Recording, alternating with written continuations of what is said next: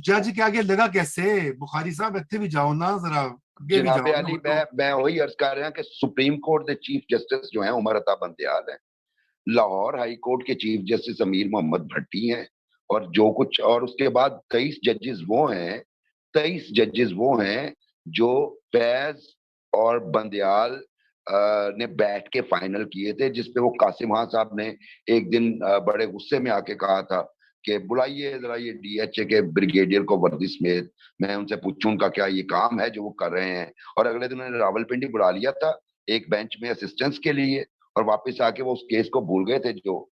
तो वो वजह उसके पीछे यही थी कि उनका कोई भी जज जो है ना वो नहीं किया गया था। तो ये जो जज हैं इस वक्त लाहौर हाई कोर्ट में, मेजोरिटी मेजोरिटी बिल्कुल ठीक। इमरान ने कहा कि वो पैस प्लान के तहत ही आए थे, और उनका प्लान चूंकि ये भी था कि 2035 तक जो है हमारे ही चीफ जस्टिस आते रहेंगे, बीच में से फायद ईसा भी फारिग हो जाएंगे, बीच में से मंसूर भी फारिग हो जाएंगे, या अफरीदी भी चले जाएंगे, और आयशा मलिक तक हमारे ही सीजी आते रहेंगे। जस्ट सिर्फ हमें उम्र, जब हम हुकूमत में आएंगे तो एज बढ़ा देंगे चीफ जस्टिस की, जिसके नतीजे में ये होगा। तो ये सारा उसी से कड़ियां मिलती हैं। और केस लगा कैसे, इसका जवाब इसी में छुपा हुआ है कि वहां पे केस लगना कोई बहुत बड़ा काम नहीं था।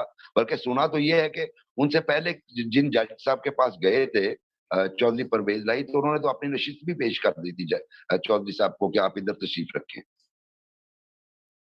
जी बहुत शुक्रिया बुखारी साहब, आपने तो वो रहे नाम अल्लाह का, प्लानिंग तो बड़ी बड़ी हुई है और वो सबको पता है कैसे पाश पाश हुई है। अच्छा ये इमरान, मुझे आप ये भी बताइए कि चूंकि आप बड़े बाखबर शख्स हैं, ये जो इस वक्त स्ट्रेटजी है, एक तो मुझे ये भी बता दीजिए, चूंकि आप पुलिस और प्रोसिक्यूशन को कवर करें, ये जो अब हो रहा है कि जी इंसानी हकूक जो है वो अब्यूजेस हो रही हैं, ज्यादतियां हो रही हैं, कुछ तो मालूमात सामने उभर के आई हैं, कुछ जाहिर बातें नहीं आई हैं। कल मैं आपका वीलॉग भी देख रहा था, और वैसे भी जो आदादो शुमार अब ये बताते हैं कि 10 से 12 हजार लोग पूरे पाकिस्तान में, सिर्फ पंजाब में नहीं, वो गिरफ्तार हैं, और मजीद में होना है। 20 या 23 हजार तक ये नंबर जा सकता है।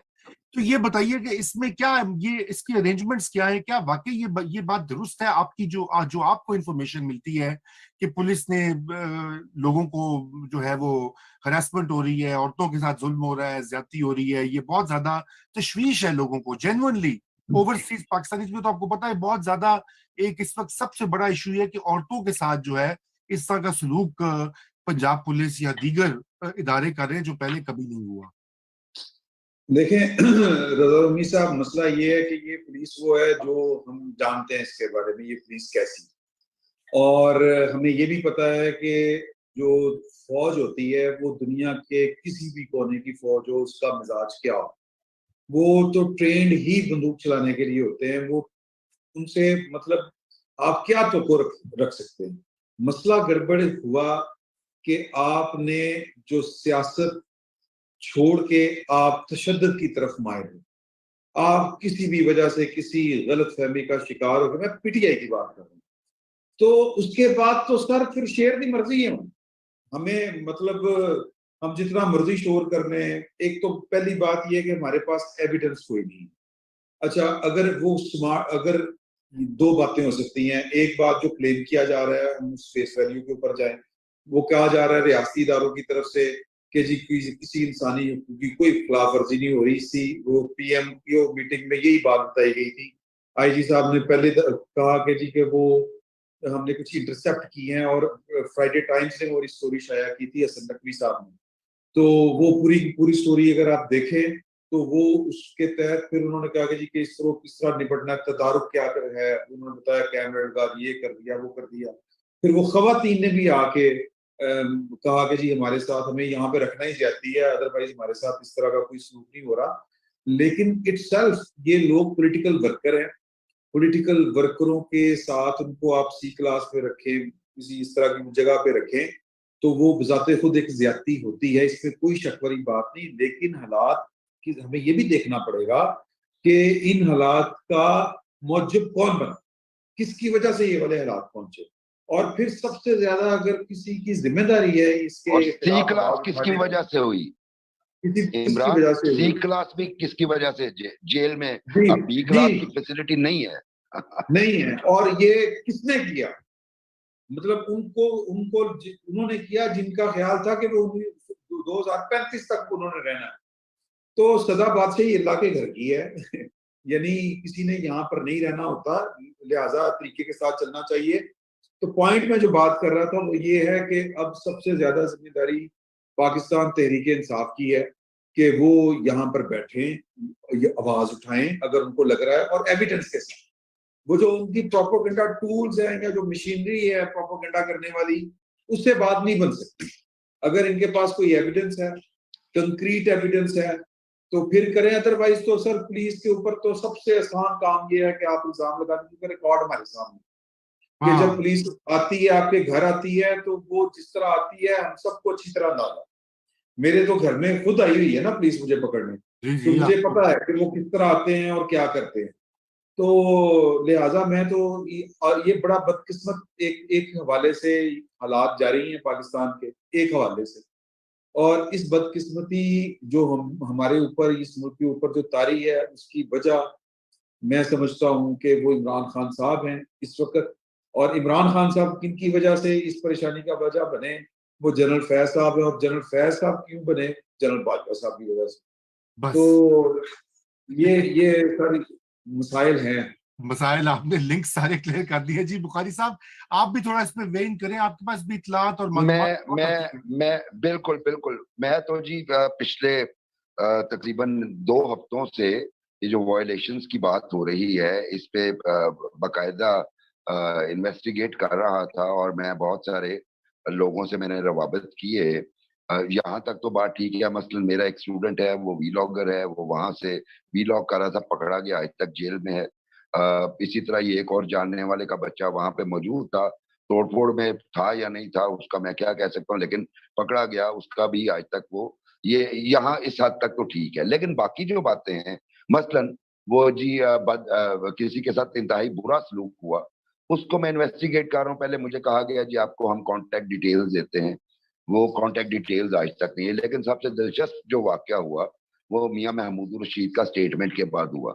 पता चला जी एंटी टेररिज्म कोर्ट में उन्होंने कहा जी मुझे फलां एजेंसी वालों ने कस्टोडियल टॉर्चर का निशाना बनाया है।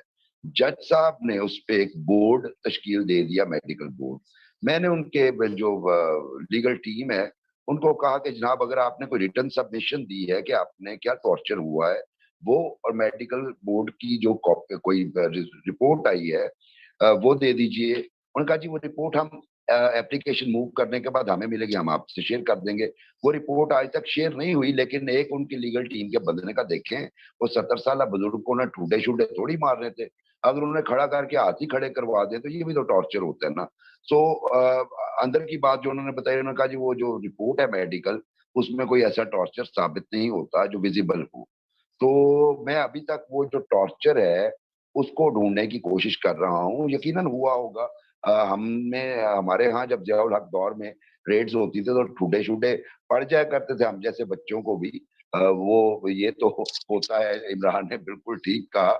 लेकिन वो जो बाकी प्रेपेगेंडा हो रहा है उसकी एविडेंस जो है वो अभी तक हमें, और हम इन्हीं से मांग रहे हैं कि हमें दीजिए। हमें ये करेज है कि इसको हम छापेंगे, इसको करेंगे, लेकिन अभी तक उन्होंने कोई एविडेंस देने में उन्हें कोई कामयाबी नहीं हुई।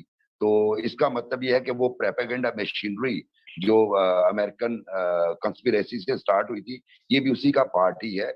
और वरना अदरवाइज देखा जाए मेरी निगाह में तो किसी को प्रोड्यूस ना करना या किसी को मिलने ना देना, या किसी पे अगर कोई पूरा चार्ज नहीं है, और इतना लंबा मतलब तकरीबन 3-3 4-4 हफ्ते हो गए, मेरे नजदीक ये वायलेशन है। लेकिन चूंकि मामला इस तरह का पाकिस्तान में कभी पहले हुआ नहीं, इसलिए हम उस बैकलैश से ये हमारी अवाम वाकिफ नहीं। हाँ, जियाउल हक दौर में इस तरह का बैकलैश आता था, अगर जो उस वक्त इस तरह का मामला भी नहीं हुआ था, बल्कि इससे ज्यादा खौफनाक आया करता था। तो मेरा ख्याल है कि चूंकि अब हमारी 70% आबादी नौजवानों पे मुश्तमिल है, उनको लगता है कि नहीं नहीं पहले तो बड़ी कोई अमन की यहाँ पे वो फिजा थी और रावी चैन ही चैन दिखता था। नहीं, ऐसा नहीं है। इसी तरह ही होता है जब आप ताकतवर अदारों में यानी रियासत के साथ अगर आप टक्कर लेते हैं, तो रियासत लिहाज ही करती, हमारा नहीं करती, तो फिर बाकी किसी का क्या करना है। तो जी वो ठीक है, बिल्कुल जी। प्रोग्राम का, हमारा शो का वक्त भी खत्म हो रहा है। मैं जी आखिरी आपसे इमरान एक वन लाइनर में कमेंट बताइएगा, कोई समझौते की गुंजाइश है खान साहब की और एस्टेब्लिशमेंट की, हाफिज साहब की, कोई रास्ता निकल सकता है? सर 4 रोजा फॉर्मेशन कमांडर का इजलास मैंने तो कभी नहीं सुना। ठीक है, अच्छा आपने आपने जवाब दे, तुसी तो जवाब ही दे देता है।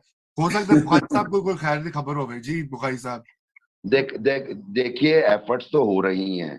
अच्छा, उसमें माजी में हमने देखा, मतलब अगर हम देखें तो बीबी और मियां नवाज शरीफ, वो भी बड़ा स्ट्रांग उन्होंने मतलब माजी में स्टैंड लिए, लेकिन एंड पे कहीं ना कहीं उनके दरमियान ट्रूस हो गया।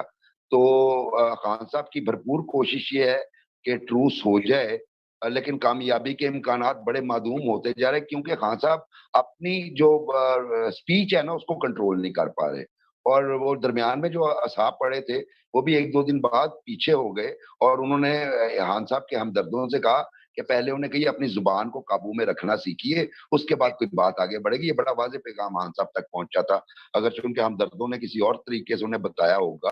लेकिन मुझे नहीं लगता कि अभी जल्दी कोई ट्रूस या कोई इनके दरमियान सुलह का चांस है। जी बहुत शुक्रिया इमरान, आपकी तशरीफ आवरी का, बुखारी साहब आपका, और नाजरीन खुदाफिज।